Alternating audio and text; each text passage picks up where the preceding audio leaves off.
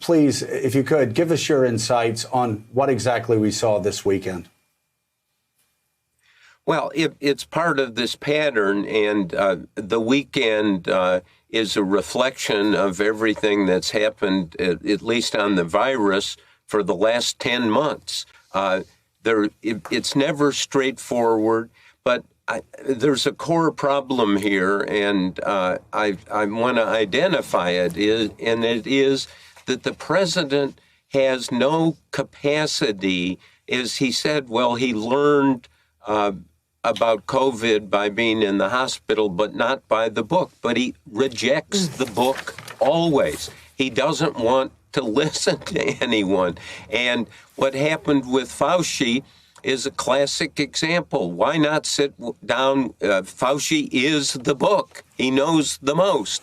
And so you go into this a little bit, and you know what happened with Fauci? He would go in there to Trump, and he would say, this virus is not going away. And the president, instead of saying, what do you mean by that? The president would say, well, I know somebody who got sick. And I quote Fauci all the time saying, the president has a negative attention span. So he will not focus on anything. And as you point out about this weekend, if it's bad news or it's something he doesn't want, he's just going to turn it absolutely upside down. So we have in all of this, particularly on the virus, which is a tragedy for the country. It is a tragedy for the Republican Party. It's a tragedy for Trump. And this pattern of behavior, you say, and I would say, yes, it goes back 4 years or it goes back to a lifetime of behavior, but seen very succinctly in the last 10 months, he's told on January 28th the full story. This is going to be a disaster. This is here. This is and he just moves on, says whatever he wants to say, and ignores reality. Now the reality has come home to hit him. He has failed to protect the country, and he could have. He has failed to protect himself, his wife, his staff. It's all on him. You're absolutely right. The Mark Meadows problem, the staff problem is there, but he directs this, and he is insistent. And the way he is insistent is, it's in a sense, if you're president and the boss, a clever technique. You get bad news or something has to be dealt with, like the virus is not going away, it's here, you just change the subject and you power over. I found that in my conversations with him. He would just power over. And because I could get him on the phone for a long time, sometime you could go back to the original subject, but it was always hard. But Bob, try to explain this to me in as much time as we'd spent with him over the past decade before he got into the White House. I can't. I can't even explain. We need you to explain this to us. We have your tapes, those records, those historical records where the president is telling you this is an airborne virus. This is really bad. This is going to be problematic, saying that Fauci's a smart guy. And yet we have the president time and again contradicting Fauci after he said that this was a killer, that this was bad, this was the worst thing.